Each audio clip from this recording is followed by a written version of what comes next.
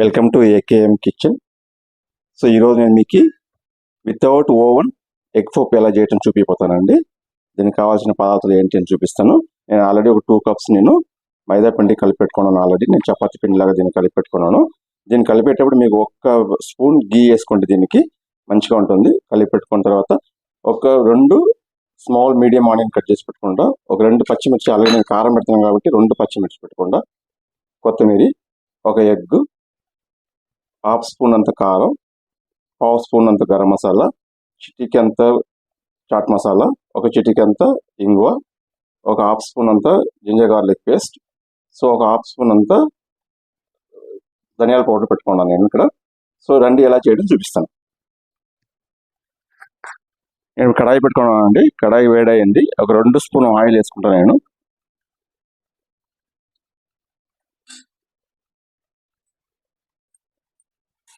Oil కొద్దిగా వేడైంది. వేడైన తర్వాత ఆనియన్,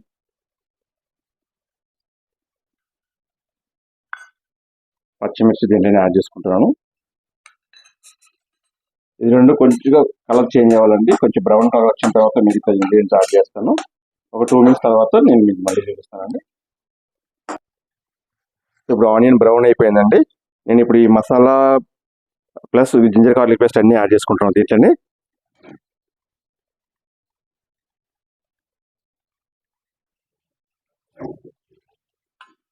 ఇది కొంచెం జింజర్ గార్లిక్ పేస్ట్, కారం అంతా కొంచెం పచ్చివాసన పోతే సరిపోతాయండి.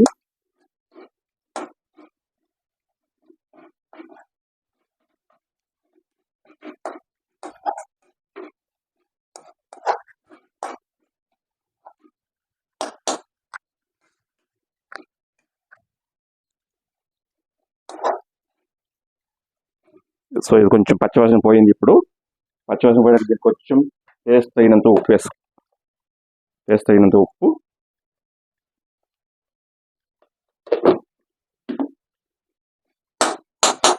నేను 1 ఎగ్ యాడ్ చేసుకుంటున్నాను.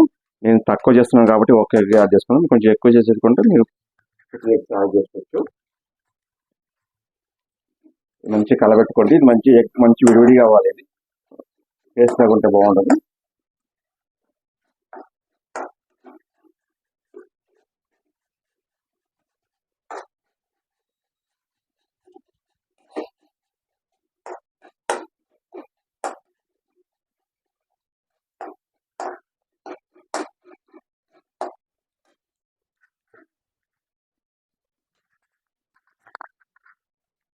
ఇప్పుడు అయిపోయింది. అది మంచి విడివిడిగా వచ్చింది ఇది. ఇప్పుడు నేను దీన్ని స్టవ్ ఆపేస్తున్నాను. కొత్తిమీర యాడ్ చేసుకుని దీన్ని పక్కకు పెట్టుకుందాం.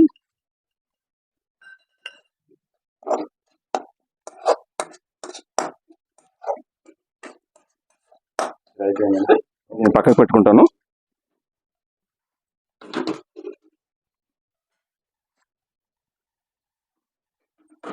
ఇప్పుడు నేను స్టవ్ మీద ఆయిల్ పెట్టి వేడి చేసుకుంటున్నాను. అంటే ఆయిల్ వేడి చేసుకుంటున్నాను.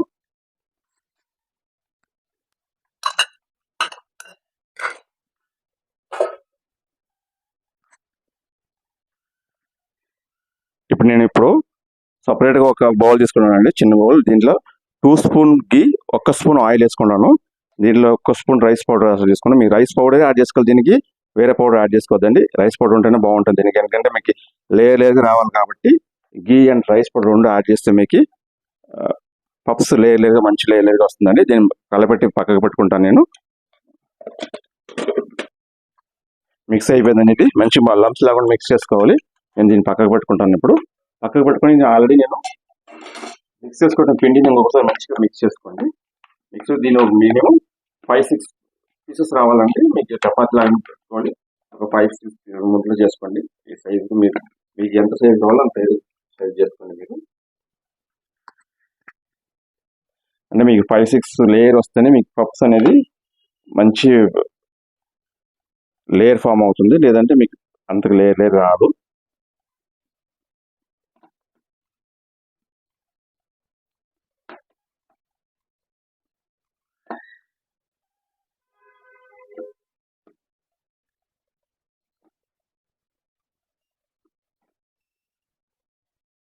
ఇప్పుడు నేను 6 పీస్ చేసుకున్నాను. దీన్ని మంచిగా వంట చేసి సైడ్ పెట్టుకుంటాను.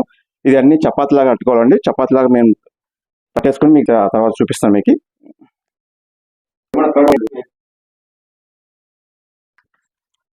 అయిపోయిందండి. ఇప్పుడు అన్ని నేను చపాతీలు కట్టుకున్నాను. ఇప్పుడు చపాతీలు కట్టుకొని మీరు గుడ్డు ఆల్రెడీ నేను బాయిల్ చేసి కట్ చేసి పెట్టుకున్నాను. ఇప్పుడు ఎలా చేయండి చూపిస్తాను. ఆల్రెడీ నేను ఇప్పుడు మనం రైస్ ఆయిల్ ప్రిపేర్ చేసి పెట్టుకున్నాము. దాన్ని దీని మీద కొంచెం వేసుకోండి. ఇట్లా వేసుకొని మంచిగా స్ప్రెడ్ చేసుకోండి.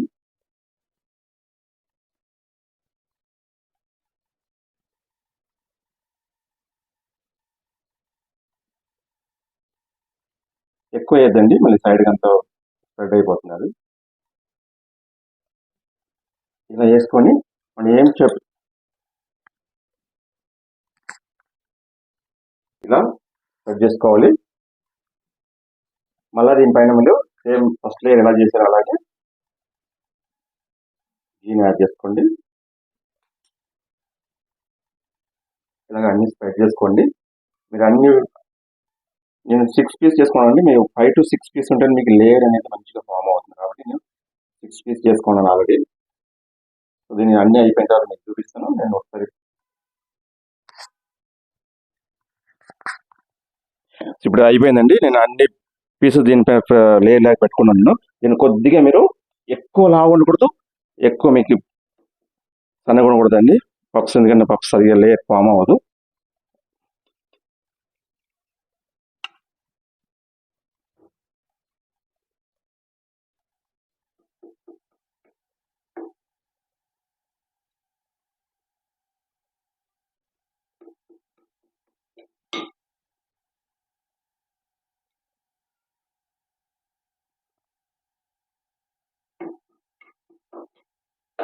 ఇలా చేసుకుని సైడ్ మీరు ఎక్స్ట్రా ఉన్నదని కట్ చేసి తీసేయండి, పక్కకు పెట్టుకోండి. ఇది వేస్ట్ అవ్వదండి. తర్వాత బిస్కెట్ లాగా మీకు చేసి చూపిస్తాను నేను.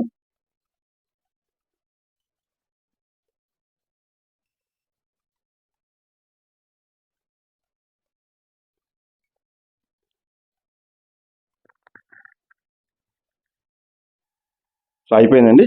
ఇలా లేయర్ కట్ చేసుకున్నాను నేను. ఇప్పుడు కట్ చేసుకున్న తర్వాత మనం ఏం స్టఫింగ్ చేసి పెట్టున్నామో దీన్ని యాడ్ చేసుకోవాలి.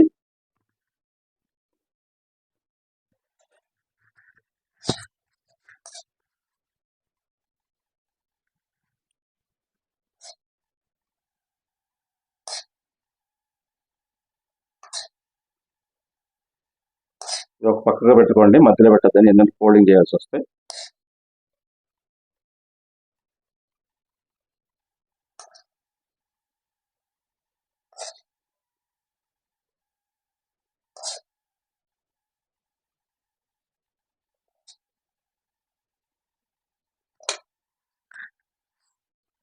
ఇది అయిందండి.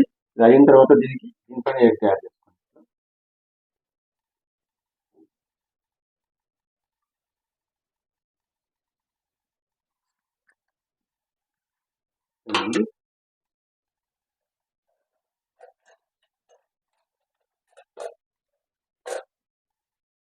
ఇది అయిన తర్వాత దీన్ని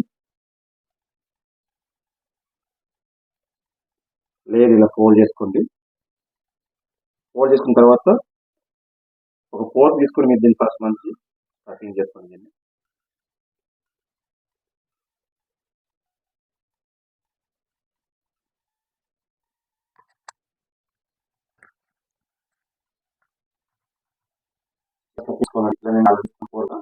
ఆయిల్ వేడి ఆయిల్ మంచిగా వేడి అవ్వాలండి.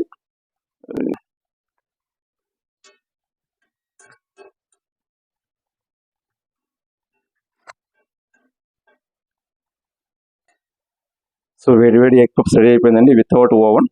ఇలాగే మిగతా ఒకటి చేసుకుని మీకు ఆఖరికి చూపిస్తాను.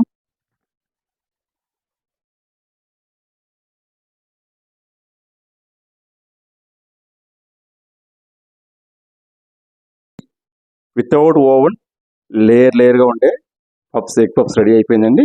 మీరు ఇలాగే ట్రై చేయండి. ట్రై చేసి టేస్ట్ ఎలా ఉందో కమెంట్ చేయండి. మా ఛానల్ సబ్స్క్రైబ్ చేయండి, లైక్ చేయండి, షేర్ చేయండి. Bye bye.